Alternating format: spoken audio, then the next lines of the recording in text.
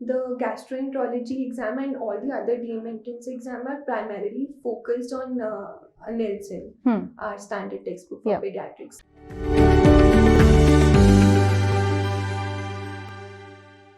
Hi everyone, I'm Dr. Shivani and today I have the honor to share the platform with Dr. Alisha.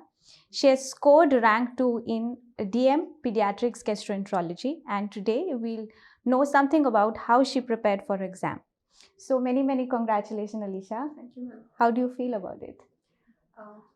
It's difficult to describe how I feel in words actually. Yeah. But this journey has been a pleasurable and a hard work journey. Right. And right now I feel good, ma'am. Great.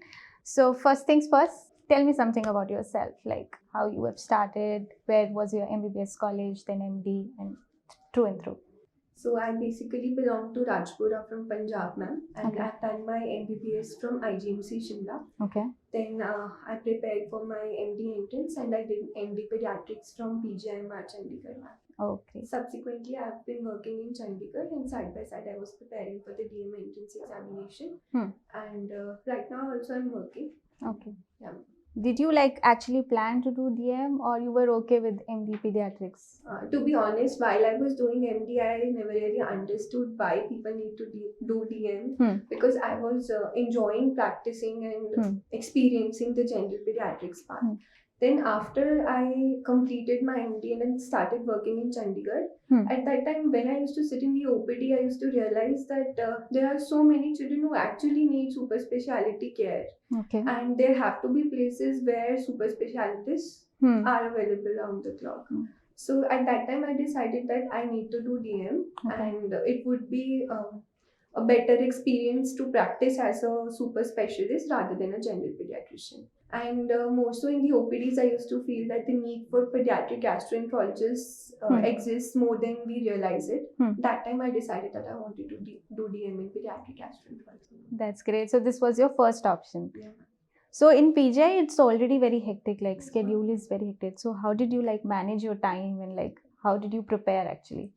The gastroenterology exam and all the other DM entrance exam are primarily focused on Nielsen, our standard textbook for pediatrics. So even for our MD exit examinations, we prepare reading from Nielsen only. So that helped in a big way, reading from Nielsen and making notes from Nielsen through MD and after MD also. And at this point, I would also want to add the Prep Ladder and the videos that Prep Ladder has provided, especially the ones by Dr. Sandeep Sharma. I don't think any words can do justice to the amount of hard work he has put into the videos and how they help us in a big way for preparing for the DM entrance examination also. So as I was preparing for gastro, so the video sir has uploaded for gastroenterology in the Prep Ladder app. So not only do they cover Nielsen in a big way, but also sir has made sure that all the latest guidelines and updates have been added to it. So that has also helped for securing this rank, ma'am. Great. Quick question, there was a change in the pattern of the exam and it was to and fro, old pattern, new pattern, and something was going on. So did your preparation strategy changed according to that, or you were okay with I'll go with it? Actually, ma'am, till 2 months before the examination, we didn't even know what the pattern would be like. And the notification for the INISS was also pretty late.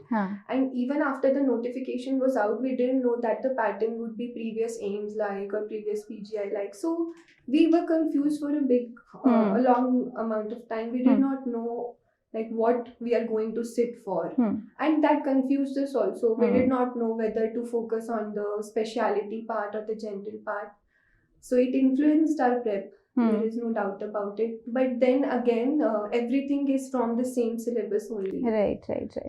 So let's just analyze the exam. So if you have to rate the exam, was it difficult or it was moderate or easy? How will you do that?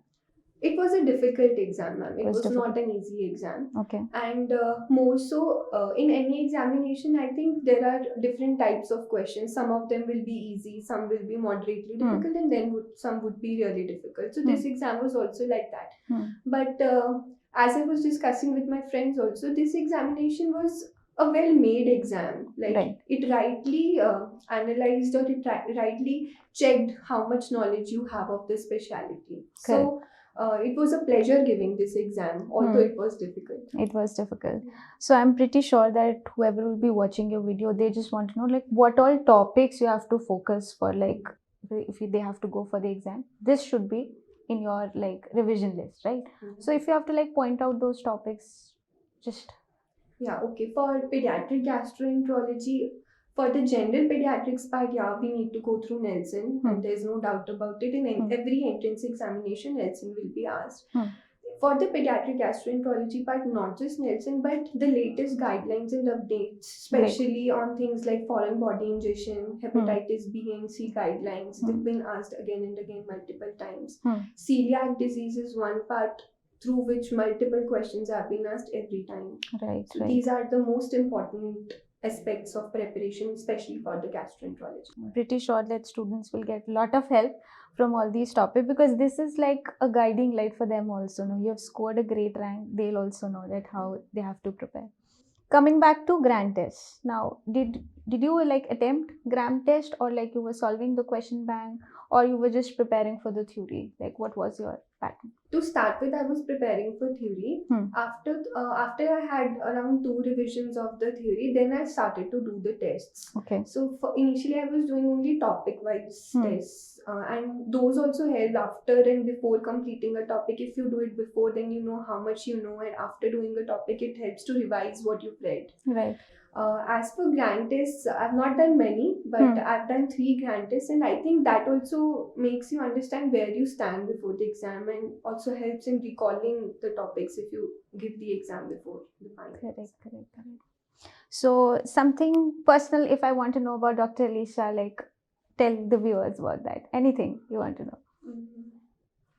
Okay, so I think talking about personal, it starts from parents only. So I've been very lucky to have 2 amazing partners and friends as my parents, and they've been a big moral support in a big way always. They've been motivating me and uplifting me.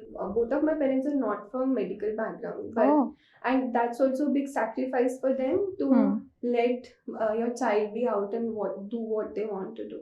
So that, and also a big list of friends and other family members who have been supportive. My brother and also my sister-in-law.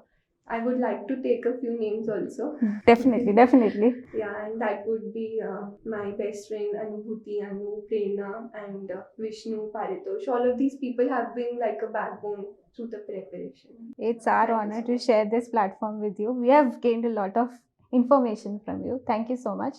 It's just that all the best for your future. Just a take home message for all the students who are like watching your video, and like if you want to give some quick tips to them. Okay, one tip would be in so many times when we are sitting in the wards, and there are times when we actually have got some time. I think that is the time we need to use. When we are sitting idle and not doing anything, but not exactly studying, I think that is the time when we should actually think about reading. Correct. We should not think about wasting time when we actually shouldn't waste it. And also discussions is a big part of medical profession. When we are discussing things, then it becomes more a part of memory. So whenever we are sitting with a group of friends, we should not hesitate from talking about cases and patients. And also patients would always be our first teachers. So the cases that we have seen would always help us. So there's no running away from that. And also when we have got something like Prep Ladder that can help us in a way in which no other thing can, we should always use it rather than run away from it. Great. Thank you so much, Alisha, for your valuable time, and this video was really informative for us also. Thank you so much. All the best. Thank you.